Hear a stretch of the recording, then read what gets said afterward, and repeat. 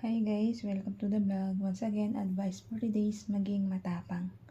Once na isa kang taong matapang, lahat ay pinaglalaban mo basta matuwid lang po ito ha.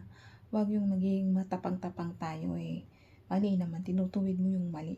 Alam mo nang mali eh, sige ka pa rin. Pinaglalaban mo pa rin yung mali. Huwag ganun. Kaya maging matapang tayo, yung totoo lang ha. Yung totoong paninindigan natin, yung wala talagang bahid na kabaluktutan o kamalian. Ganun po yun.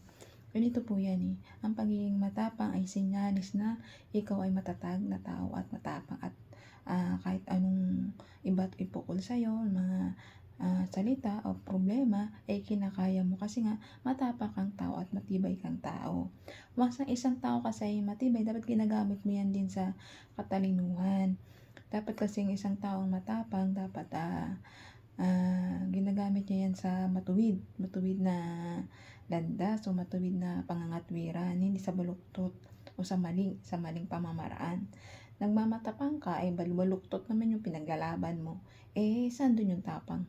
Diba? Kalokohan yung mga ganong taong nagmamayabang sa mga wala namang ebidensya o patunay na talagang tama siya, di ba?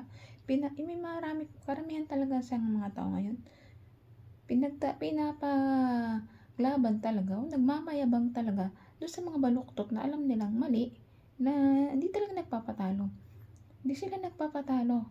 Kahit mali sila, sila pa rin yung tama, di ba? Mali na nga sila. Pinasabi nila na tama pa rin sila. Tama ba ho ba yun? Di ba? Minsan kasi tumanggap tayo ng mga mali natin. Huwag ka masyadong magmayabang, magmatapang. Sa alam mo naman na hindi naman tama, di ba? Ang pagmamatapang po, dapat po yan with respect sa tao na bibigyan natin ng salita o pagmamatapang natin o sa isang sitwasyon na meron tayong minsan pag-uusapan o problema na ipinaglalaban, di ba? Tulad minsan dun sa group ko, sa friendship, meron dong mali-mali na nga, pinagyayabang niya pa yung mali.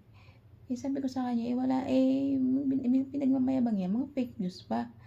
Eh, pinakitaan ko nga ng mga proof ko na, ayan mayroon papel, mayroong video, mayroong kung ano-ano. Sasabihan pa niya na mali-mali daw ako.